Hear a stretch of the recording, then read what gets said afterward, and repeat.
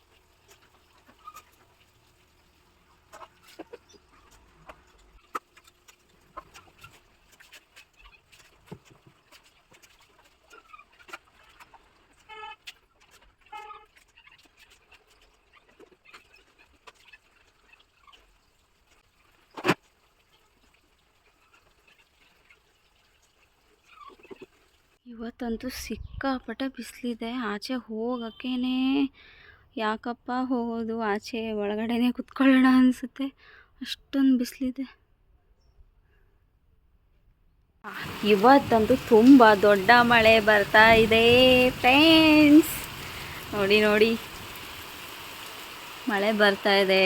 ಮನೆಯಲ್ಲಿ ಬಟ್ಟೆ ಬೇರೆ ಒಣಗಾಕಿ ಬಂದಿದ್ದೆ, ಏನು ಮಾಡೋದು, ಎಲ್ಲ ನೆಂದೋಗ್ತಾ ಇದೆ.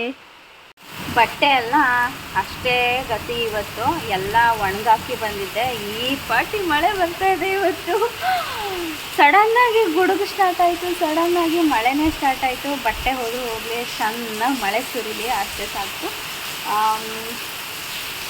ಮಣ್ಣು ಸ್ಮೆಲ್ ಅಂತೂ ಸಕ್ಕತ್ತಾಗಿ ಬರ್ತಾಯಿದೆ, ಘಮ್ ಅಂತ ಇದೆ. ಮಳೆ ಬಂದಾಗ ಆ ಮಣ್ಣಿನ ಸ್ಮೆಲ್ ಬಂದವಾಗ ಅದು ಎಷ್ಟು ಒಂಥರ ಫೀಲ್ ಅನಿಸುತ್ತೆ ಅಂದರೆ ಆ ಮಣ್ಣನ್ನ ತಿನ್ನಬೇಕು ಅನಿಸುತ್ತೆ, ಅಷ್ಟು ಒಂಥರ ಚೆನ್ನಾಗಿ ಗಮ್ ಅನ್ನುತ್ತೆ.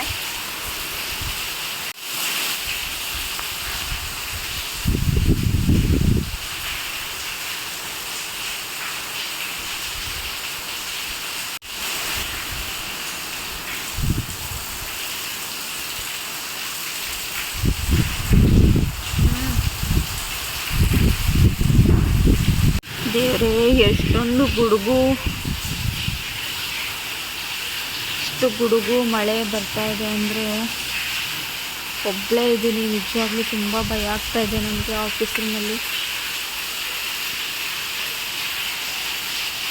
ಗುಡುಗು ಬರ್ತಾ ಇದೆಯಲ್ಲ, ಅದಕ್ಕೋಸ್ಕರ ಮಾತ್ರ ಭಯ ನನಗೆ. ಈ ಥರ ಫುಲ್ ಮಳೆ ಬಂದರೆ ನಂಗೆ ತುಂಬಾ ಇಷ್ಟ ಆಗುತ್ತೆ, ಆದರೆ ಗುಡುಗು ಬಂದರೆ ತುಂಬಾ ಭಯ ನನಗೆ. ದೇವ್ರೇ, ನಿಜವಾಗ್ಲೂ ನಂಗೆ ಭಯ ಆಗ್ತಾ ಇದೆ. ಎಷ್ಟೊಂದು ಗುಡುಗು ಬರ್ತಾ ಇದೆ.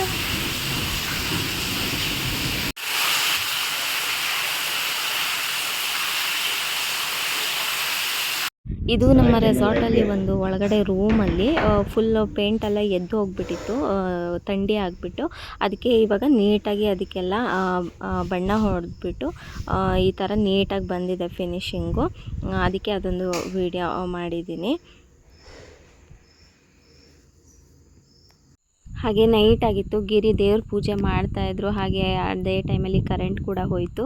ಅಪರೂಪಕ್ಕೆ ನನ್ನ ಗಂಡ ಪೂಜೆ ಮಾಡ್ತಾಯಿದ್ರು, ಅದಕ್ಕೋಸ್ಕರ ಅದನ್ನು ವೀಡಿಯೋ ಮಾಡ್ಕೊಂಡಿದ್ದೀನಿ. ನಾನು ಪೂಜೆ ಮಾಡೋ ಆಗಿರಲಿಲ್ಲ, ಅದಕ್ಕೆ ಅವರೇ ಪೂಜೆ ಮಾಡ್ತಾಯಿದ್ರು ಸ್ನಾನ ಮಾಡ್ಕೊಂಡ್ಬಂದು.